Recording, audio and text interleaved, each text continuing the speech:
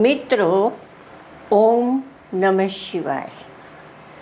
આજે આપણે શ્રી યોગ વશિષ્ઠ મહારામાયણમાં આગળ જઈએ. એમાં સંતોષ વિશે સમજાવવામાં આવ્યું છે કે સંતોષ કોને કહેવાય અને જે વ્યક્તિ સંતુષ્ટ છે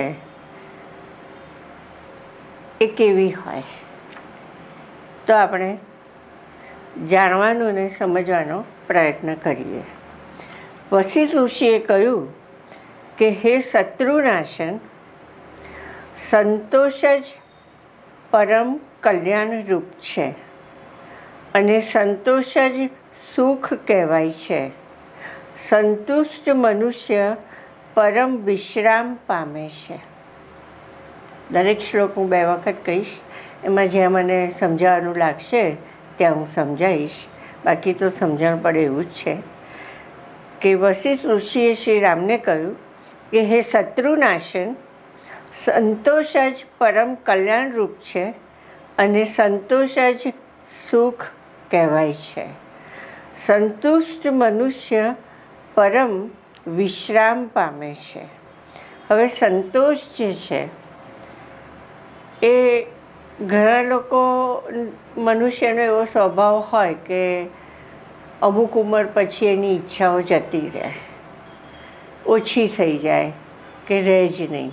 તો આને સંતુષ્ટ ના કહેવાય, એ સંતોષી ના કહેવાય. જે સંતોષી છે એને તો મળે કે ના મળે એની સામે એને કંઈ વાંધો જ નથી. એટલે કે મળે કે ના મળે એમાં એને કંઈ સ્પર્શતું નથી. જ્યારે જે વખતે પ્રાપ્ત થાય એમાં પણ એ આનંદમાં છે અને ધારો કે ના થાય, કારણ કે એને એવી મતિ જ નથી રાખી કે આટલું મારે જોઈએ ને આટલું મારે ના જોઈએ, આમ થવું જોઈએ ને આમ ના થવું જોઈએ, આનું આમ થવું જોઈએ, આનું આ રીતે થવું જોઈએ. આ રીતની એનામાં કોઈ પણ જાતની બુદ્ધિ જ હોતી નથી. એટલે કે એ વિચારવા માગતો જ નથી. એ તો એનામાં જ હોય છે, એટલે કે ઈશ્વરમાં જ રહે છે.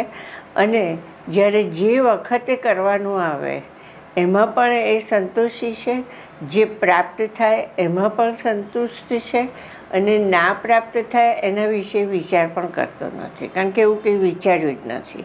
એટલે એમ કહે છે વશિષ્ઠ ઋષિ કે હે શત્રુનાશન, સંતોષ જ પરમ કલ્યાણરૂપ છે. એનાથી મનુષ્યનું કલ્યાણ થાય છે અને સંતોષ જ સુખ કહેવાય છે. કેમ સુખ કહેવાય છે? કારણ કે સુ એટલે સ્વસ્થ, ખ એટલે ઇન્દ્રિયો. જો વ્યક્તિ ખરા અર્થમાં સંતોષી હોય તો એનામાં કામ, ક્રોધ, લોભ, મોહ, મદ, મત્સર આ કંઈ જ ઉત્પન્ન થતું નથી. દ્વૈત ભાવ, ષડરીપુ, ભય, ચિંતા આ ક્યારે એનામાં થતું નથી. એટલે એ અત્યંત સુખી હોય છે. અને સંતુષ્ટ મનુષ્ય પરમ વિશ્રામ પામે છે. એ હાશ કરીને જીવે છે, હાશ, શાંતિ. આપણે નથી કહેતા કે ચલો આજે મારું બધું જ કામ પતી ગયું, હાશ શાંતિ. તો એ કામ પતી ગયું એટલે આપણે હાશ શાંતિ કહીએ છીએ. જ્યારે સંતુષ્ટ વ્યક્તિ છે એને કાયમ વિશ્રામ જ છે અને શાંતિ જ છે. આગળ, સંતોષરૂપી ઐશ્વર્યથી સુખિયા અને લાંબા કાળથી વિશ્રાંતિ પામેલા ચિત્તવાળા શાંત મનુષ્યને ચક્રવર્તી રાજ્ય પણ જૂના ખડના તણખલા જેવું લાગે છે. સરસ કહ્યું છે. સંતોષરૂપી ઐશ્વર્યથી સુખિયા અને લાંબા કાળથી વિશ્રાંતિ પામેલા ચિત્તવાળા શાંત મનુષ્યને ચક્રવર્તી રાજ્ય પણ જૂના ખડના તણખલા જેવું લાગે છે. જે વ્યક્તિ સંતુષ્ટ છે, જેણે સંતોષરૂપી ઐશ્વર્ય પ્રાપ્ત કર્યું છે, એવી વ્યક્તિને ચક્રવર્તી રાજ્ય પણ કેવું લાગે છે? જૂના ખડના તણખલા જેવું લાગે છે. એની સામે સાવત તે તણખલા જેવું છે. કારણ કે એનું ચિત્ત શાંત થઈ ગયું છે. મન તો શાંત થયું જ છે, કારણ કે મનની અંદર કંઈ જ રહ્યું નથી, દ્વૈત ભાવ ષડરીપુ કંઈ જ. આથી ચિત્ત પણ એનું શાંત થઈ ગયું છે. આગળ, હે રામ, સંતોષથી શોભતી અને સંસારની વિષમ વૃત્તિઓ આવી પડતા પણ ઉદ્વેગ નહીં પામતી મહાત્માઓની બુદ્ધિ કદી પણ સુખનો વિયોગ પામતી નથી.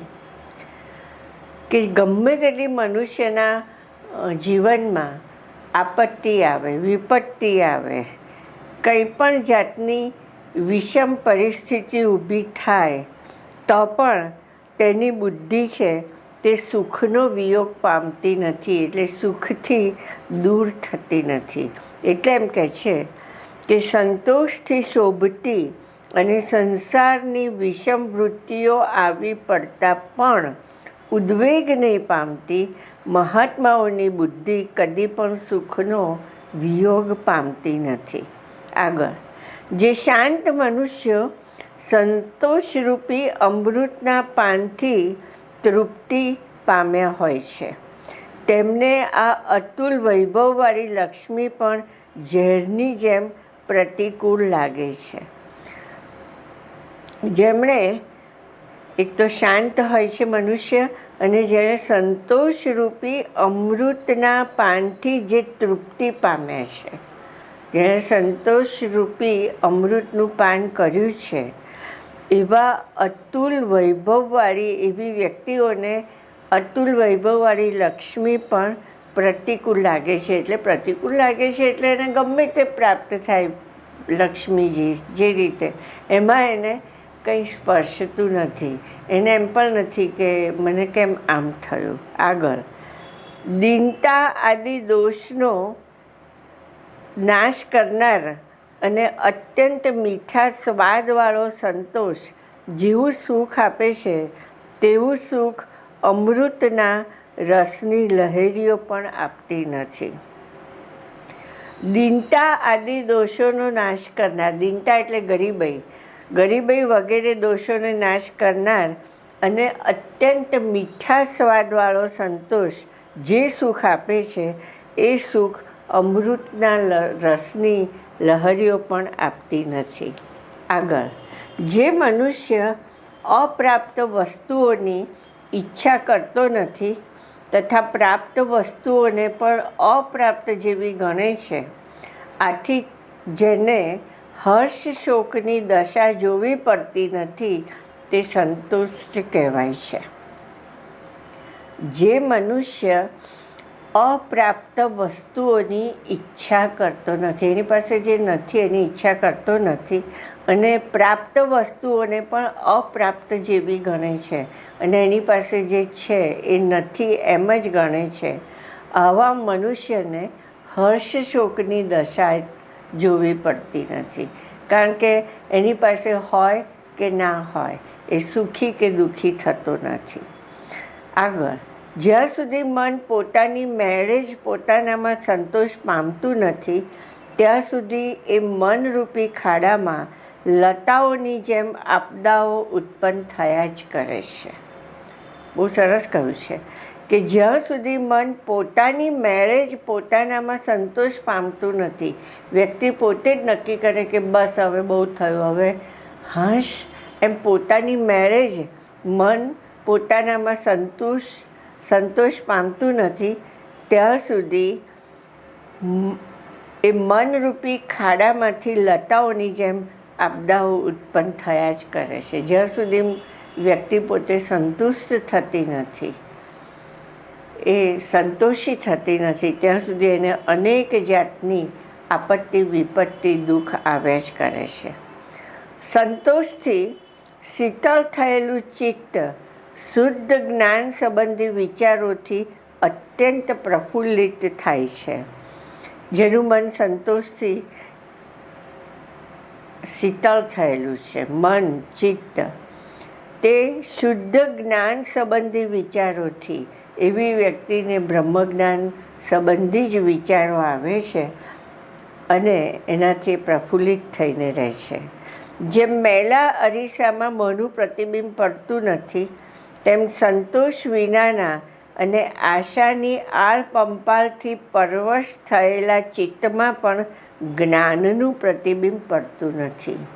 ફરીથી, જેમ મેલા અરીસામાં મોંનું પ્રતિબિંબ પડતું નથી, જેમ અરીસા ઉપર સખત ધૂળ કે એવું કંઈક હોય તો આપણું પોતાનું પ્રતિબિંબ બરાબર દેખાતું નથી, તેમ સંતોષ વિનાના અને આશાની આળપંપાળથી પરવશ થયેલું ચિત્ત જેનું હોય છે એમાં જ્ઞાનનું પ્રતિબિંબ પડતું નથી.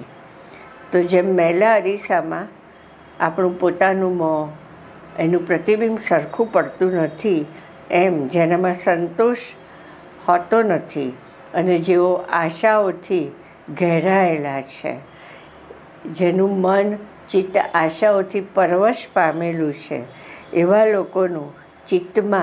લોકોના ચિત્તમાં જ્ઞાનનું પ્રતિબિંબ પડતું નથી.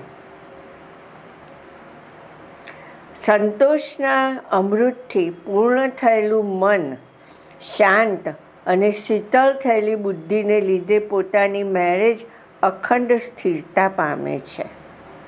ફરીથી, સંતોષના અમૃતથી પૂર્ણ થયેલું મન, જેમણે સંતોષરૂપી અમૃતનું પાન કર્યું છે, એવા લોકોનું મન શાંત હોય છે, શીતળ હોય છે અને આને લીધે એ લોકોની બુદ્ધિ જે હોય છે, આવી બુદ્ધિ એ પોતાની મેળે જ અખંડ સ્થિર થયેલી હોય છે પરમાત્મામાં. આગળ, પોતાની મેળે જ પોતામાં જ સ્વસ્થ થયેલો મનુષ્ય સંતુષ્ટ થઈને રહે છે. જ્યારે વર્ષા ઋતુ આવતા જેમ રજ એટલે ધૂળ તરત શાંત થઈ જાય છે, તેમ સઘળી ચિંતાઓ શાંત થઈ જાય છે અને મનુષ્ય નિરંતર શીતળ અને રાગ દ્વેષ આદિથી મુક્ત એવી શુદ્ધ વૃત્તિથી શોભે છે. ફરીથી, પોતાની મેળે પોતામાં જ સ્વસ્થ થયેલો મનુષ્ય, જોયું, પોતાની મેળે જ પોતે એને વિચારો કરવો જ પડશે કે બસ હવે હાશ થઈને રહેવું છે. શાશ્વત સુખ અને શાંતિ તે ક્યારે મળે કે જ્યારે સંતુષ્ટ થાય, એણે સંતોષરૂપી અમૃતનું પાન પૂરેપૂરું કરેલું હોય તો જ. તો પોતાની મેળે પોતામાં જ અવશ્ય થયેલો મનુષ્ય સંતુષ્ટ થઈને રહે છે, ત્યારે વર્ષા ઋતુ આવતા જેમ ધૂળ રજ તરત જ શાંત થઈ જાય છે, બેસી જાય છે, એમ સઘળી ચિંતાઓ શાંત થઈ જાય છે અને સંતોષી મનુષ્ય નિરંતર શીતળ અને રાગ દ્વેષ આદિથી મુક્ત એવી શુદ્ધ વૃત્તિથી શોભે છે. આવી વ્યક્તિમાં રાગ દ્વેષ ઘણા અણગમા માન અપમાન જેવું કંઈ જ રહેતું નથી અને એ મુક્ત એવી શુદ્ધ વૃત્તિથી રાગ દ્વેષ આદિથી મુક્ત એવી શુદ્ધ વૃત્તિથી તે શોધે છે. એકદમ એનું અંતઃકરણ શુદ્ધ થઈ જાય છે. તો આવી વ્યક્તિને સંતુષ્ટ કહેવામાં આવે છે. તો મિત્રો, આ સંતોષ અને કોને કહેવાય અને સંતુષ્ટ વ્યક્તિ કેવી હોય એના વિશે આપણે સમજવાનો અને જાણવાનો પ્રયત્ન કર્યો. મને એમ લાગે છે કે ખ્યાલ તો આવી જ ગયો હશે, સમજણ પડે એવું જ છે. તો આપણે અહીં સુધી રાખીએ છીએ. ઓમ નમઃ શિવાય.